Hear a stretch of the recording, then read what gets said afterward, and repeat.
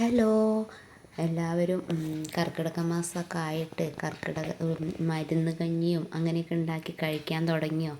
ഇവിടെ എങ്ങനെയാണെന്നറിയോ? ഇവിടെ ഉലുവ കഞ്ഞി വെച്ച് കുടിക്കാനൊന്നും ബാബുവേട്ടന് ഇഷ്ടമല്ല കേട്ടോ. ഇത് നല്ല ഞാനെന്താ ചെയ്യുക വെച്ചാൽ എളുപ്പത്തിന് വേണ്ടിയിട്ട് ഞാനൊരു പാക്കറ്റിൽ ഉലുവ നല്ലോണം കഴുകിയിട്ട് വെള്ളത്തിൽ ഇട്ട് വയ്ക്കും കുറച്ച് സമയം. എന്നിട്ട് പിന്നെ അത് ഒന്നിച്ച് അരച്ചിട്ട് ഞാൻ ഫ്രിഡ്ജിൽ വയ്ക്കും, ഫ്രീസറിൽ വയ്ക്കാറാണ് പതിവ്. അത് കഴിഞ്ഞിട്ട് ഞാൻ ദിവസവും എടുത്തിട്ട് വൈകുന്നേരം ആകുമ്പോൾ ഓഫീസ് കഴിഞ്ഞ് വന്നു കഴിഞ്ഞാൽ ഇന്ന് ലേശം നമ്മൾ അരിപ്പൊടിയോ ഗോതമ്പ് പൊടിയോ എന്തെങ്കിലും കൂട്ടിയിട്ട് കുറച്ച് ശർക്കര ഒഴിച്ചിട്ട് അങ്ങനെ അപ്പം ഉണ്ടാക്കി കൊടുക്കാറാണ്. അങ്ങനെ കഴിക്കൂ. കഞ്ഞിയൊന്നും ഉണ്ടാക്കി കഴിഞ്ഞാൽ ബാബുവേട്ടൻ കഴിക്കില്ല. പിന്നെ നമ്മൾ കഴിക്കാമെന്നല്ലാതെ മൂപ്പർക്ക് ഇഷ്ടമല്ല. അപ്പോൾ ഇങ്ങനെ ഉണ്ടാക്കി കൊടുത്തപ്പോൾ നല്ല ഇഷ്ടമാണ്, കഴിക്കും. അപ്പോൾ പിന്നെ ഉലുവ എങ്ങനെയെങ്കിലും എത്തിയാൽ മതിയല്ലോ. കാലുവേദനയ്ക്കും മരുന്ന് ഈ സമയത്ത് നമ്മൾ ശരീരമൊക്കെ ഇളമിക്കുന്ന സമയമാണെന്നാണല്ലോ പറയുക.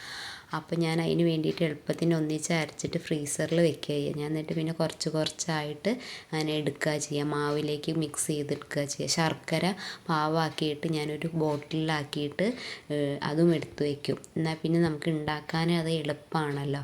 ആ സമയത്ത് ഫ്രിഡ്ജിൽ നിന്ന് എടുത്ത് പുറത്ത് വെച്ചിട്ട് കുറച്ച് തണുത്തതിൻ്റെ ശേഷം അങ്ങനെ ഉണ്ടാക്കി കൊടുക്കാറാണ്.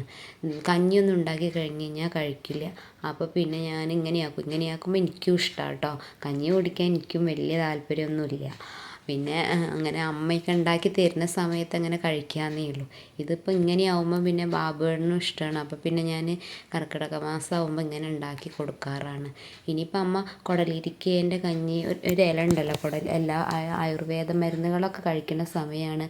കുറച്ച് അങ്ങനെ വൈകുന്നേരം ആകുമ്പോൾ ഇത് കുറച്ച് എണ്ണ ദോശക്കല്ലിലാക്കിയിട്ട് ഇതിങ്ങനെ കുറച്ച് കട്ടിയിൽ, നമുക്ക് ദോശ പോലെ പരത്തി എടുക്കാനൊന്നും പറ്റില്ല കേട്ടോ.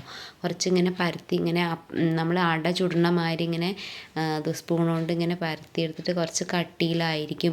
ഉലുവയാണല്ലോ, അപ്പോൾ അത് അപ്പുറത്ത് തിരിച്ചും മറിച്ചും അങ്ങനെ ഇട്ട് അങ്ങനെ വേവിച്ചെടുക്കുക ചെയ്യാറ്.